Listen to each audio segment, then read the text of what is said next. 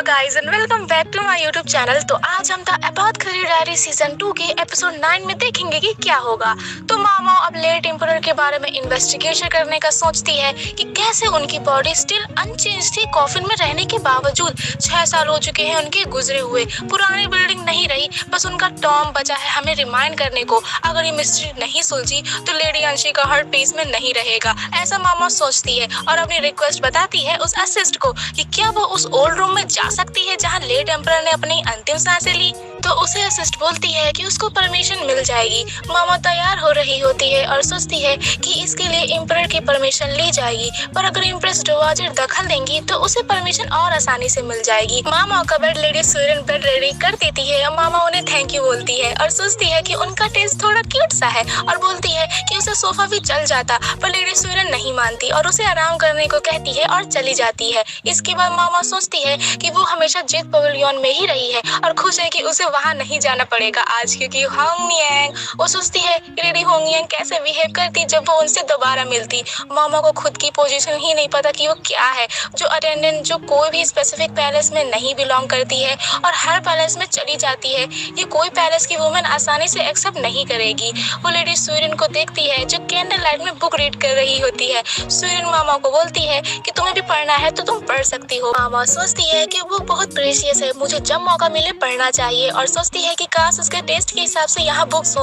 वो एक romantic book पाती है और लेडी सुरन के टेस्ट को जज करती है। इसके बाद उसे एक बॉक्स मिलता है, वो उसे ओपन करने ही वाली होती है कि सुरन आ जाती है और मामा से पूछती है कि क्या वो इंटरेस्टेड है। मामा चौंक जाती है और बोलती है कि उसका चुराने का कोई इंटेंशन नहीं है। लेडी सुरन बोलती है कि उन्हें पता है और वो बॉक्स ओपन करती है जिनमें टॉयज रखे होते हैं और बताती है कि ये जिनशी के फेवरेट टॉयज थे और मामा से पूछती है कि वो जिनशी के बारे में क्या सोचती है। मामा चौंक जाती है सडन क्वेश्चन से और बोलती है कि वो अच्छा सुपीरियर है। डीपली यस, क्योंकि वो उसे उसकी काफी फेवरेट चीजें गिफ्ट करते हैं। सुरन पूछती है कि क्या इसमें कोई हिडन मीनिंग तो नहीं। मामा कहती है नहीं। फिर सुरन एक टॉय दिखाती है और बोलती है कि इससे जिनशी काफी खेलते थे, पर मैं इसे सीक्रेटली एक बार छुपा दी थी और ऐसा करने पर जिनशी बहुत रोया था। इवन गौशन भी उसे चुप नहीं करवा पाया। गौशन को बहुत दिक्कत हुई इस टॉय के जैसा टॉय सर्च करने में ताकि वो चुप हो सके। मामा सुरन से पूछती है कि ऐसा उन्होंने क्यों किया। वो बोलती है कि जब कोई किसी चीज से बहुत अटैच्ड हो जाए तो उसे कुछ और नहीं दिखता। वो ऐसी पोजीशन में नहीं पैदा हुए जहाँ ये अलाउ हो, उसे पसंद हो या नहीं, पर उसे जल्दी बड़ा होना था और मैच्योर बनना था। यही उसकी माँ की विश थी। मामा को जिनसी के लिए थोड़ा बुरा लगता है कि वो ऐसे इन्वायरमेंट में बड़े हुए। ग्रेजुअली वो अपनी चाइल्डहुड साइड दिखाते तो हैं, लेकिन फिर भी जो उनके आसपास है वो उन्हें ब्यूटीफुल उनंग ही जैसे ट्रीट करते हैं। तभी मामा को उस बॉक्स से एक पेंटिंग मिलती है जो सुरन उससे छीन लेती है और बोलती है कि उसे बोला गया था कि इसे फेंक दो। फिर मामा को एक स्टोन मिलता है और वो उसे टच करने के लिए परमिशन मांगती है। सुरन बोलती है कि ये तो नॉर्मल स्टोन है, पता नहीं जिनसी ने कहाँ से उठाया होगा। मामा पूछती है कि क्या उन्होंने जिनसी से ये स्टोन फिर अचानक से ले लिया था। सुरन हाँ बोलती है, क्योंकि एक रैंडम स्टोन क्लीन थोड़ी होगा, इसलिए। मामा उन्हें बोलती है कि आपने सही किया, ये पॉइजनस है। सुरन चौंक जाती है। मामा कहती है कि यही तो मैं आपसे पूछना चाहती हूँ कि ये यहाँ कैसे है। मामा वो उस रूम के बारे में सोचती है और सुरन से पूछती है कि क्या लॉर्ड जिनशी बचपन में कभी इनर कोर्ट में गए थे। सुरन बताती है कि हाँ कभी कभी और पूछती है कि क्यों, कोई दिक्कत थी क्या। मामा बोलती है कि वो अभी कुछ नहीं कह सकती और सोचती है कि उसके पास थ्योरी तो है पर अभी प्रूफ नहीं। वो लेडी सुरन से बोलती है कि कल तक इम्प्रेस डोवाजर का सो कॉल्ड कर्स वाला शक और एम्परर की बॉडी डीके क्यों नहीं हुई कि मिस्ट्री सब क्लियर हो जाएगी। क्या आप इतना वेट कर सकती हैं। इसके बाद अगला दिन आ जाता है और इसमें जिनशी भी इन्वॉल्व हो जाता है। मामा सोचती है कि वो इसे बड़ी बात नहीं बनाना चाहती। इसके बाद उन सब के साथ वो उस लेट एम्परर वाले रूम में चली जाती है और सोचती है कि वो स्मेल कोई मोल्ड की नहीं है और इधर उधर रूम को इंस्पेक्ट करती है और उसे एक ब्रश मिलता है जो बहुत ही फ्लैट ब्रिस्टल्स वाला होता है, जिसे मामा सस्पेक्ट करती है और पूछती है कि क्या लेट एम्परर की हॉबी पेंटिंग थी। तो लेडी अंशी बोलती है कि एक बार उन्होंने मेरे लिए एक पेंटिंग बनाई थी, उन्होंने बोला था कि ये हमारे बेस्ट सीक्रेट है, किसी और को पता नहीं चलना चाहिए। जिनशी बगल में अपने फिंगर स्टैप कर रहा होता है। मामा सोचती है कि जेंसी फ्रस्ट्रेट हो रहे हैं क्योंकि ये उनकी हैबिट है ऐसा करने की। ये प्रिटेंड कर रहे हैं कि ये काल्म है। मामा को लेट एम्परर के बारे में नहीं पता इतना, ना वो विश रखती है ज्यादा जानने का, बट उस कर्स के पीछे का ट्रुथ जानने के लिए उसे एविडेंस चाहिए। फिर मामा पूछती है कि लेट एम्परर क्या इसी रूम में हमेशा पेंट करते थे, तो सिरन बोलती है कि वो श्योर नहीं है क्योंकि जब वो इस रूम में रहने आए इससे पहले इस रूम की देखभाल एक आदमी करता था। तो मामा बोलती है कि क्या वो उस पर्सन को बुला सकती है। सुरन बोलती है कि वो शायद अभी भी यहाँ काम करता होगा और उसे बुलाने चली जाती है। फिर मामा परमिशन मांगती है उस ब्रश को टच करने की जो उसे मिल जाती है और सोचती है कि ये स्टिफ है और इसकी डिस्टिंक्ट स्मेल है और फ्लोर में ट्रांसलूसेंट फ्रेग्रेंस थे और स्टेन थे, ऐसे जैसे कि कोई बहुत कोशिश किया हो उन्हें छुटाने की। और उसे वो स्टेन और मिलते हैं जैसे वो दीवार के करीब जाती है, वो वॉल को टच करती है, वो दीवार सॉफ्ट होती है जहाँ लेयर्स होती है थिक पेपर्स की। साथ फिर से उस सरफेस को बनाने के लिए मामा सोचती है कि उसे उस कर्ज के जनरल आइडिया मिल तो गया है पर कहीं वो शायद इससे अलग भी न कोई राज खोल दे। और तब तक सुरन उस पर्सन को वहाँ लिवा लाती है। लेडी अंशी उन्हें देख के चौंक जाती है। मामा उसे देखती है और सोचती है कि वो काफी ओल्ड है, उसे ऐसे हाई स्टेटस वाले व्यक्ति के रूम की देखभाल कैसे लोग कहने को कर सकते हैं। मामा उनसे कुछ पूछने को कहती है तो लेडी अंशी बोलती है कि ये आदमी पहले स्लेव था और ये बोल नहीं सकता। मामा समझ जाती है कि ये अजीब नहीं कि एक सर्वेंट को चुनना जो बोल ना सके और ऐसे के लिए तो और जो हाई स्टेटस का हो, जो हर समय किसी न किसी की नजर में होता है। तो वो उस ओल्ड पर्सन से बोलती है कि मैं जो पूछूंगी आप उसका जवाब सिर हिला के या शेक करके बताना। और पूछती है कि क्या इस रूम में पेंटिंग्स थी, उसे लगता है यहाँ कुछ था।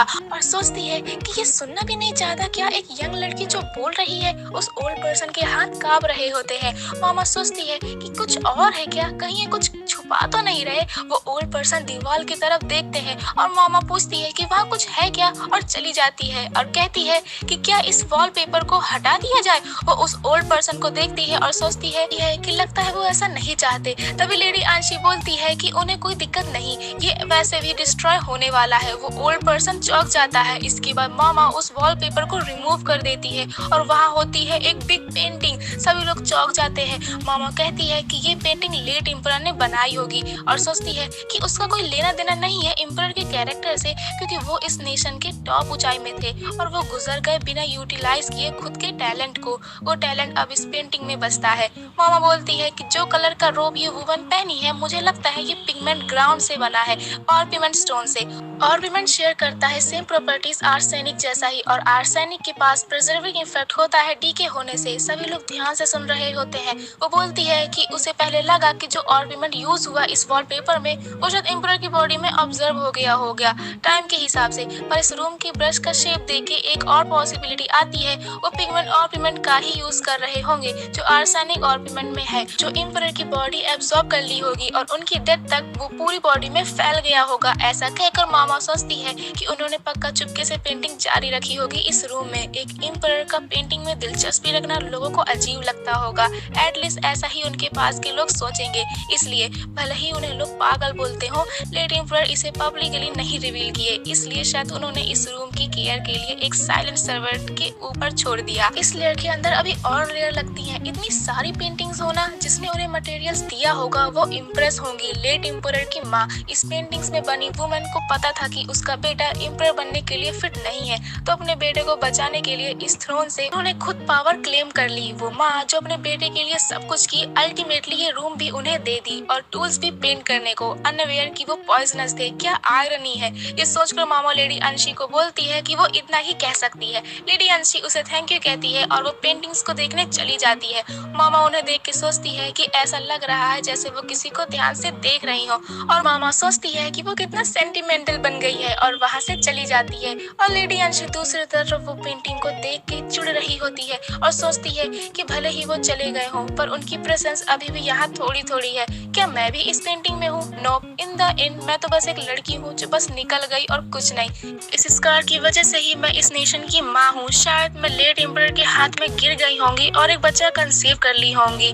बहुत लोग थे जो मुझ पर तरस खाते थे। श्योरली ऐसी लड़कियां एग्जिस्ट करती हैं, पर मैं कहाँ लेट एम्परर को पहले से जानती थी। मेरे पिता सिविल ऑफिशियल थे, मेरी माँ कॉन्क्यूबाइन। मैं भले ही छोटी थी पर मैं जल्दी मैच्योर हो गई थी और मेरे पिता ने मुझे एक टूल की तरह यूज कर लिया। और गाइस तो लेडी अंशी का बचपन दिखाया जाता है जहाँ इनर रिया पैलेस में लेडी अंशी एक अटेंडेंट के रूप में थी एक मिड रैंकिंग कॉन्सर्ट की। थी। वो कॉन्सर्ट उनकी हाफ सिस्टर्स थी। इसके बाद वो बहुत ही केयर और अफेक्शन से पली बड़ी थी। उन्हें नहीं पता था हमारे पिता का ट्रू इंटेंशन क्या था। वो कॉन्सर्ट अंशी को जल्दी से ऑर्नामेंट्स पहनाने को कहती है। अंशी वैसा ही करती है। फिर वो कॉन्सर्ट बोलती है कि आज आखिर एम्परर मुझे विजिट करने आएंगे। मैंने उन्हें दूर से पहले देखा था, वो बहुत ही अच्छे हैं। अंशी बस उनकी बात सुनती है। रात में वो दोनों एम्परर का वेलकम करती है। वो कॉन्सर्ट एम्परर के पास जाती है और उन्हें अंदर बुलाती है, उनका हाथ पकड़ के कि एम्परर उसे धक्का देकर गिरा देता है और अपना हाथ रगड़ने लगते हैं। अंशी ये सब देख रही होती है और फ्यूचर अंशी बोलती है कि वो बिल्कुल भी वर्दी नहीं थे इस नेशन के टॉप में खड़े होने के। एज एन अटेंडेंट उन्हें कॉन्सर्ट को कंफर्ट करना चाहिए था या माफी मांगनी चाहिए थी एम्परर से कोई भी गलती से। फिर भी छोटी अंशी एम्परर से पूछती है कि क्या आप ठीक है। एम्परर की आंखें अंशी की आंखें कैप्चर कर ली होंगी, लड़की की आंखें जो एम्बिशन से भरी हो। और ऐसे ही वो लेट एम्परर के चाइल्ड से प्रेग्नेंट हो गई और बहुत दर्द से बची। वो लकी थी कि उनका बच्चा लड़का था और एम्प्रेस ने उस बच्चे को एक्सेप्ट कर लिया था एज ए ग्रैंडसन। वो अपने बच्चे को देखती है और सोचती है कि यहाँ पे एक वुमन थी जो लड़की पैदा की थी और कही थी कि ये एम्परर की बेटी है, बट एम्परर ने कुछ नहीं माना। तो वो मेडिकल ऑफिसर जो लोगों को उस बच्ची का पिता लगा उस बच्ची के साथ मार दिया गया। उस समय ओनली मेडिकल ऑफिसर्स ही रियल पेरिस में कैस्ट्रेशन से बचे थे, बट उसके बाद से उन्हें भी सर्जरी करवानी पड़ी। जिसने मेरी सर्जरी की बेचारा उसे भी ऐसा करवाना पड़ा। वो औरत जो उस लड़की को जन्म दी थी पैलेस में ही रही पर अकेले। वो अपनी जिंदगी में अब इस पैलेस से कहीं नहीं जा सकी। समय और बढ़ता गया। मैं जब यंगर ना लगने लगी एम्परर मुझे देखने आना बंद कर दिए और कोर्ट रैंक्स भी अब एक्सपैंड हो गए हैं। लेडी अंशी को उनकी अटेंडेंट बोलती है। अंशी भी कहती है कि ये लॉर्ड शीशु की मर्जी है। रियल पैलेस और बड़ा होता गया और यंगर्स को भी मेरे जैसा ही फेट मिलता रहा और वो और आती रही। लेडी अंशी रियल पैलेस में घूम रही होती है और एक यंग गर्ल को स्पॉट करती है और एम्परर को भी। वो दोनों एक दूसरे को एक्नॉलेज नहीं करते। एम्परर जो सिर्फ इम्प्रेस का पपेट बन के ही रह गए, वो पैथेटिक इंसान सिर्फ यंग गर्ल से ही प्रॉपरली कन्वर्स कर पाया। जब ऐसा लेडी अंशी एम्परर को करते देखी वो गुस्से में हो गई कि ऐसे आदमी ने मुझे बुला दिया, मैं इसे कभी माफ नहीं करूंगी। और जब वो दोनों एक बेड में थे लेडी अंशी एम्परर से बोलती है कि क्या वो उसे डरते हैं इसलिए क्योंकि वो अब एक ग्रोन वुमन हो गई है या इस स्कार की वजह से जो उसके पेट में है। उन्होंने उस आदमी को बहुत परेशान किया जो भीख मांगता रहा उसे छोड़ने की बेड चैम्बर से। वो यंग गर्ल जिसे उन्होंने छुआ था और उनकी माँ इम्प्रेस। मैं इससे ज्यादा अपनी मेमोरीज उन पर इम्प्रिंट करना चाहती थी। इसके बाद लेट एम्परर की स्पिरिट खराब हो गई और उस रूम में रहने लगे। किसी ने भी उनसे रीजन नहीं पूछा। इन द एंड वो आदमी प्रोबेबली इम्प्रेस यानी उसकी माँ को ही पिक्चर किया होगा और वो एम्बिशनलेस डॉटर्स जो इस पिक्चर में है। पर एक बार उन्होंने मुझे भी पेंट किया। इवन दो मैंने उस पेंटिंग को बहुत संभाल के रखा। मैंने सुरिन से बोल दिया उसे फेंकने को, मुझे नहीं चाहिए कहकर, जैसे मैं उनके लिए अब इस्तेमाल करने को नहीं थी। इसके बाद लेडी अंशी उस रूम से बाहर आ जाती है जहाँ जिनशी उनसे पूछता है कि बहुत पहले लेट एम्परर हमें देखने को आए थे है ना।